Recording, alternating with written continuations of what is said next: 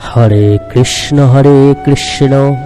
কৃষ্ণ কৃষ্ণ হরে হরে, হরে রাম রাম রাম হরে হরে, হরে কৃষ্ণ কৃষ্ণ কৃষ্ণ হরে হরে, হরে রাম রাম রাম হরে হরে, হরে কৃষ্ণ। প্রত্যেক কৃষ্ণ অনুরাগী ভক্তবৃন্দকে জানাই সুস্বাগতম। ভগবানের লীলা যে বোঝা বড় দায়। ভগবানের লীলা বোঝা প্রত্যেক মানুষের জন্য হয়ে ওঠে না। তাই যারা ভগবানকে বিশ্বাস করতে চান না, ভগবানকে মানতে চান না, তারা একবার হলেও ভগবানের বলা এই কথাগুলি শুনবেন। যারা নিজেকে দুর্ভাগ্যবান মনে করেন তারা অতি অবশ্যই এই ভিডিওটি দেখবেন। ভগবান সবসময় আপনাকে রক্ষা করবেন। সকল ভক্তমতী মায়েরা, আপনারা প্রত্যেকে ভিডিওটি শেষ পর্যন্ত মনোযোগ সহকারে শুনবেন। কোটি জন্মের সাধনার ফলে এই মনুষ্য জন্ম আমরা লাভ করেছি। মানুষ ভগবানের কৃপা তখনই লাভ করেন যখন মানুষ ভগবানকে চিনতে পারেন, তার সাধন ভজন করেন। আমরা এই জগৎ সংসারে প্রত্যেকটি মানুষই কিন্তু ভগবানের কৃপায় এই ধরাধামে মানুষ রূপেই জন্মগ্রহণ করেছি। তার আশীর্বাদ বিনা আমরা কিন্তু এই ধরাধামে মানুষ রূপে জন্মগ্রহণ করতাম না।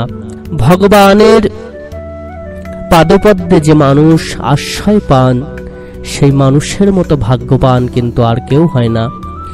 শ্রী ভগবান বললেন যে মানুষ ভগবানের স্বরূপ জানতে পারেন, যে মানুষ ভগবানের স্বরূপ বুঝতে পারেন, তার অমৃত লীলা উপভোগ করতে পারেন, সেই মানুষই এই পৃথিবীর সব থেকে বেশি ভাগ্যবান। আমরা যদি শুধুমাত্র ভগবানের চরণ আশ্রয় করতে পারি, ভগবানের নাম ধ্যান করতে পারি, তাহলেই কিন্তু কোনো খরচা ছাড়া আমরা ভগবানের আশীর্বাদে সকল দিক থেকে উদ্ধার পাব। তিনি আমাদেরকে মুক্ত করবেন। শ্রী ভগবান বললেন ভগবানের স্বরূপ কিন্তু বোঝা অত সহজ ব্যাপার নয়। তার লীলা কাহিনী সাধারণ মানুষের কিন্তু বোঝা অত সহজ ব্যাপার হয়ে ওঠে না। যে মানুষ বুঝতে পারেন সেই বেশি ভাগ্যবান। নিজেকে দুর্ভাগ্যবান ভাবার আগে এই লীলা কাহিনীটি একবার হলেও শুনবেন, তাহলে বুঝবেন ভগবানের অপার করুণার কথা। শ্রীবৎসো বক্ষসং ভ্রাজতকস্তাব মুক্তকন্ধরম প্রীতু দীর্ঘ চতুর্বাহং নবকিঞ্জারো নিক্ষণম। কংসবদের সঙ্গে সঙ্গে কংসের শ্বশুর মগধরাজ জরাসন্ধের সঙ্গে ভগবান শ্রীকৃষ্ণের শত্রুতার সূচনা আপনা আপনিই হয়ে গেল পৃথিবীতে। তাই যদুবংশ নিশ্চিহ্ন করবার বাসনায় জরাসন্ধ 23 অক্ষহীন সৈন্য নিয়ে মথুরা আক্রমণ করল। ভগবান শ্রীকৃষ্ণ ও শ্রী বলরাম নিজ নিজ আয়ুধে সজ্জিত হয়ে রথে আহরণ করে জরাসন্ধের সৈন্যকে প্রতিহত করলেন। অতি ভয়ানক যুদ্ধ হল। শ্রী বলরাম বরুণ অস্ত্র দ্বারা জরাসন্ধকে বেঁধে ফেললেন।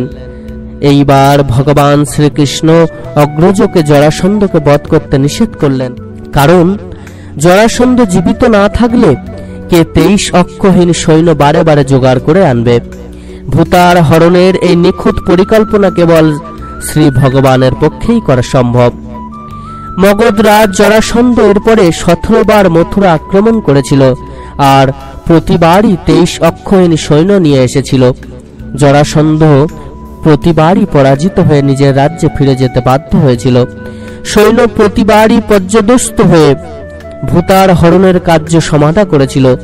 যুদ্ধক্ষেত্র থেকে অর্জিত ধনসম্পদ আভরণ সকল ভগবান শ্রীকৃষ্ণ যদুবংশের রাজা উগ্রসেনের কাছে পাঠিয়ে দিয়েছিলেন। যখন জরাসন্ধ পুনরায় যুদ্ধের প্রস্তুতি করছিল, তখন দেবর্ষি নারদ প্রেরিত কালযবন 3 কোটি ম্লেচ্ছ সৈন্য নিয়ে মথুরা অবরোধ করল। কালযবন নিজেকে অজেয় বলে মনে করত। কালযবনের বিশাল সৈন্যবাহিনী দেখে ভগবান শ্রীকৃষ্ণ অগ্রজ শ্রী বলরামের সঙ্গে পরামর্শ করলেন, আজ কালযবন মথুরা অবরোধ করেছে। জরাসন্ধ কয়েকদিনের মধ্যেই মথুরার উপর ঝাঁপিয়ে পড়তে পারে।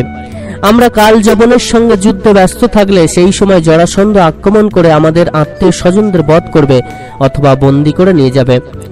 তাই মানুষের পক্ষে অতি দুর্গম এক দুর্গ তৈরি করে আজই আত্মীয় স্বজনদের সেইখানে সুরক্ষিত রেখে তারপর এই কাল যবনকে বধ করাই ঠিক হবে। এইরূপ পরামর্শ করে ভগবান শ্রীকৃষ্ণ সমুদ্র অভ্যন্তরে এমন এক দুর্গম দুর্গ প্রস্তুত করালেন যাতে সকল বস্তুই অদ্ভুত ছিল। নগর নির্মাণের প্রতি পদক্ষেপে বিশ্বকর্মার বিজ্ঞান বা বাস্তুবিজ্ঞান ও শিল্পকলার নৈপুণ্য স্পষ্টভাবে বিদ্যমান ছিল। সেই নগরের কেন্দ্রস্থলে যদুবংশীয় প্রধান শ্রী উগ্রসেন, শ্রী বসুদেব, শ্রী বলরাম ও ভগবান শ্রীকৃষ্ণের মহল দেদীপ্যমান ছিল।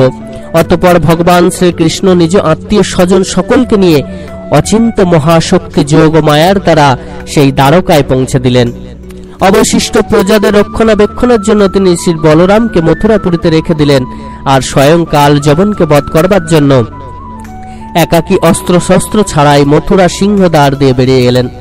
যখন ভগবান শ্রীকৃষ্ণ মুখ্য দ্বার দিয়ে বাইরে এলেন তখন মনে হচ্ছিল যেন পূর্ব গগনে চন্দ্রোদয় হচ্ছে। নবনিরোধকান্তি শ্যাম সুন্দর তখন কৌশ পীতাম্বর ধারণ করেছিলেন। তাঁর বক্ষস্থলে ছিল কাঞ্চন রেখা রূপে শিবৎস চিহ্ন, আর গলদেশে ছিল কৌস্তবমণি। তিনি তখন চতুর্ভুজ বাহু সকল অজানুলম্বিত সুডৌল। নয়ন যুগল ছিল নবপ্রস্ফুটিত কমল সম কোমল অরুণাভাযুক্ত। কপলে অনুপম সৌন্দর্য ছিল, মুখে ছিল চিত্তহরণকারী মৃদুমন্দ হাসি। কর্ণ যুগল মকর কুণ্ডল আলোকিত ছিল, গলায় ছিল বনমালার সৌন্দর্য। কাল যবন এই অসামান্য রূপধারী পুরুষকে দেখে বুঝতে পারল যে এই সেই পুরুষ বাসুদেব, কারণ দেবর্ষী নারদ বর্ণিত লক্ষণ সকল মেলে যাচ্ছিল। তখন সে শ্রী ভগবানকে অস্ত্রশস্ত্র ছাড়াই দেখল। তখন সে তার সঙ্গে অস্ত্রশস্ত্র ছাড়াই যুদ্ধ করবার জন্য ছুটে গেল। কাল যবন আশ্চর্য হয়ে গেল এই দেখে যে শ্রী ভগবান তাকে দেখে উল্টো দিকে পলায়ন করছেন। রণছোর শ্রী ভগবান পলায়ন করতে লাগলেন, আর সেই যোগ দুর্লভ প্রভুকে ধরবার জন্য কাল যবন তার পশ্চাদ্ধাবন করতে লাগলো। রণছোর শ্রী ভগবান লীলাভিনয় করে পলায়ন করছিলেন, আর কাল যবন তাকে ধরবার জন্য অনুসরণ করছিল। প্রতি পদক্ষেপেই তিনি কাল যবনের নাগালের মধ্যে এলেন। এইরূপ অভিনয় করতে করতে ভগবান শ্রীকৃষ্ণ তাকে দূরবর্তী এক পর্বত গুহায় নিয়ে গেলেন। পথে কাল যবনের তিরস্কার শোনা যাচ্ছিল। তুমি পরম যশস্বী যদুবংশে জন্মগ্রহণ করেছ, তোমার পলায়ন করা উচিত নয়। ভগবান শ্রীকৃষ্ণ তার কথার কোনো উত্তর না দিয়ে পর্বতের গুহায় প্রবেশ করে গেলেন। কাল যবন সেই অন্ধকার গুহায় ঢুকে দেখলো যে একজন শয়ন করে আছে। সে ভাবলো, দেখো, আমাকে এত দূর ছুটিয়ে নিয়ে এলো আর এখন সাধু সেজে শুয়ে আছে। এই ভেবে সে শ্রীকৃষ্ণ মনে করে শায়িত ব্যক্তিকে পদাঘাত করল। সেই ব্যক্তি সেই স্থানে বহুদিন নিদ্রা গমন করছিল। পদাঘাতে সেই সুপ্ত পুরুষ উঠে দাঁড়ালো, আর ধীরে ধীরে তার চোখ খুলল। ইতস্তত দেখে সে কাল যবনকে সম্মুখে দণ্ডায়মান থাকতে দেখল। সেই ব্যক্তি পদাঘাতে রুষ্ট হয়েছিল। তার দৃষ্টি কাল যবনের উপর পড়তেই কাল যবন তৎক্ষণাৎ ভস্মে পরিণত হলো। নিদ্রিত ব্যক্তির নাম রাজা মুচকুন্দ। তিনি ইক্ষ্বাকু বংশের মহারাজা মান্ধাতার পুত্র ছিলেন। তিনি ছিলেন পরম ব্রাহ্মণ ভক্ত, সত্য প্রতিজ্ঞ, সংগ্রামজয়ী মহাপুরুষ। একবার ইন্দ্রাদি দেবতাগণ অসুরদের ভয়ে ভীত হয়ে নিজ রক্ষা হেতু রাজা মুচকুন্দকে সেই কার্য করতে অনুরোধ করেছিলেন। রাজা মুচকুন্দ সেই কার্য বহুদিন পছন্দ করেছিলেন। অতঃপর দেব ও সেনাপতি রূপে কার্তিকেয়কে লাভ করে দেবতাগণ রাজা মুচকুন্দকে বলেন, আপনি আমাদের রক্ষা করবার জন্য জীবনের সবকিছু ত্যাগ করেছেন। আপনার কালের এখন আর কেউ জীবিত নেই। আপনার বিশ্রামের প্রয়োজন। আপনি যা চাইবেন তাই পাবেন। রাজা মুচকুন্দ উত্তর দিয়েছিলেন, আমি বড় পরিশ্রান্ত। আমার দীর্ঘ নিদ্রা প্রয়োজন। আমাকে দীর্ঘ সুনিদ্রা দিন। দেবতাগণ বলেছিলেন, তাই হবে। নিদ্রাকালে কোনো মূর্খ আপনাকে জাগিয়ে তুললে আপনার দৃষ্টিপাতেই সে ভস্ম হয়ে যাবে। কাল যবন ভস্ম হয়ে গেলে যদুবংশ শিরোমণি ভগবান শ্রীকৃষ্ণ পরম বুদ্ধিমান রাজা মুচকুন্দকে দর্শন দিলেন। রাজা মুচকুন্দ অতি বুদ্ধিমান ও বীর ছিলেন। তবুও শ্রী ভগবানের সেই জ্যোতির্ময় মূর্তি দেখে তিনি হতচকিত হয়ে গেলেন। শ্রী ভগবান তাকে বললেন, ধর্মের রক্ষা ভূতারু স্বরূপ অসুর নিধনের জন্য আমার আগমন। আমি শ্রী বসুদেব নন্দন বাসুদেব। রাজা মুচকুন্দের বৃদ্ধ গর্গের কথা মনে পড়ল। যদুবংশে শ্রী ভগবান অবতীর্ণ হবেন। এখন তিনি জানলেন যে তার সম্মুখে স্বয়ং ভগবান নারায়ণের আবির্ভাব হয়েছে। তিনি শ্রী ভগবানের পাদপদ্মে প্রণাম নিবেদন করে স্তব ও স্তুতি করতে লাগলেন। শ্রী ভগবান তাকে বললেন, হে সার্বভৌম মহারাজ, তুমি বর চাও না জানলাম। তুমি অতি পবিত্র চিত্ত, উচ্চ কোটির ব্যক্তিত্ব। তুমি মন প্রাণ আমাতে সমর্পণ করে স্বচ্ছন্দ ভাবে পৃথিবীতে বিচরণ করো। তোমার বিষয় বাসনা রহিত নির্মল ভক্তি নিত্য থাকবে। তুমি ক্ষত্রিয় ধর্মানুসারে শিকার করবার সময় বহু পশুবধ করেছ। এখন একাগ্র চিত্ত হয়ে আমার উপাসনা করে তপস্যা দ্বারা সেই পাপ থেকে মুক্তি লাভ করো। পরের জন্মে তুমি ব্রাহ্মণ হবে ও সমস্ত প্রাণীর প্রকৃত হিতৈষী পরম শহীদ হবে, আর তখন আমার বিশুদ্ধ বিজ্ঞান ঘন পরমাত্মাকে লাভ করবে। মহারাজ মুচকুন্দ তপস্যা, শ্রদ্ধা, ধৈর্য, অনাসক্তিযুক্ত, সংশয় সন্দেহযুক্ত ছিলেন।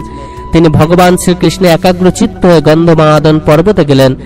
অতঃপর তিনি ভগবান নরনারায়ণের নিত্য নিবাস স্থান বদ্রিকাশ্রম গমন করে অতি শান্তভাবে শীত ও গ্রীষ্মাদি দ্বন্দ্ব সহ্য করে তপস্যা দ্বারা শ্রী ভগবানের আরাধনা করতে লাগলেন। এদিকে ভগবান শ্রীকৃষ্ণ মথুরাপুরীতে ফিরে এলেন। তখনও কাল যবনে ম্লেচ্ছ সৈন্য মথুরাপুরী ঘিরে রেখেছিল। তিনি তাদের সংহার করে তাদের সম্পদ হরণ করে দ্বারকাপুরী চললেন। পথে আবার তাদের জরাসন্ধের 23 অক্ষয়ণী সৈন্যকে প্রতিহত করতে হলো। এইবার শ্রী ভগবানের এক অদ্ভুত নরলীলা দেখা গেল। ভগবান শ্রীকৃষ্ণ শ্রী বলরাম আচমকা ছুটে পালাতে লাগলেন। তারা এমন ভাব করতে লাগলেন যে খুব ভয় পেয়েছেন। জরাসন্ধ তাদের তাড়া করে হাসতে লাগলো। জরাসন্ধের ভগবান শ্রীকৃষ্ণ শ্রী বলরামের ঐশ্বর্য প্রভাব প্রকৃত আদির জ্ঞান ছিল না। অবশেষে ক্লান্ত হয়ে তারা প্রবর্ষণ পর্বতে আরোহণ করে রইলেন। জরাসন্ধের সৈন্য তাদের খুঁজে বার করতে ব্যর্থ হয়ে দগ্ধ করে বধ করবার চেষ্টা করল। পর্বতের পাদদেশে অগ্নি দেখে ভগবান শ্রীকৃষ্ণ শ্রী বলরাম সকলের অলক্ষ্যে অগ্নি পার করে দ্বারকাপুরী ফিরে এলেন। জরাসন্ধ ধরে নিল যে তারা অগ্নিদগ্ধ হয়েছেন, আর সে মগধে প্রত্যাগমন করল। এখানে শ্রী ভগবান কেন পালিয়ে গেলেন? ভগবান তো সর্বশক্তিমান, তিনি তো চাইলে তাকে বধ করতে পারতেন, তাহলে তিনি পালালেন কেন? শ্রী ভগবানের নরলীলা যে বোঝা বড় দায়। শ্রী ভগবানের নরলীলা বুঝতে পারা তো ভাগ্যের কথা। এই সকল বোঝবার জন্য কিন্তু তার কৃপা দরকার হয়। তার অদ্ভুত পরিকল্পনা দেখে আশ্চর্য হতে হয়। এ যেন সেই শ্রী ভগবানের অর্জুনকে দেয়া উপদেশের অন্য এক উদাহরণ। আমি এই বীরদের পূর্বেই বধ করে রেখেছি, তুমি নিমিত্ত মাত্র হও। নরলীলায় তিনি দেখাচ্ছেন যে যুদ্ধক্ষেত্র থেকে তিনি ভয়ে পালিয়ে যাচ্ছেন, কিন্তু আসলে তিনি ছুটিয়ে কাল যবনকে সেই গুহায় নিয়ে গেলেন, যেখানে তার মৃত্যু মুচকুন্দ রূপে শায়িত রয়েছেন। এই রূপ লীলা কেবল তাঁর পক্ষেই করা সম্ভব। সকল ভক্তমতী মায়েরা, আপনারা প্রত্যেকে খুব ভালো থাকবেন, সুস্থ থাকবেন, সুন্দর থাকবেন। ভগবান শ্রীকৃষ্ণের এরকম অমৃত কথা শোনার জন্য আমাদের চ্যানেলটিকে অতি অবশ্যই সাবস্ক্রাইব করে দেবেন। ভগবান আপনাদের প্রত্যেকের মঙ্গল করুন। ধন্যবাদ।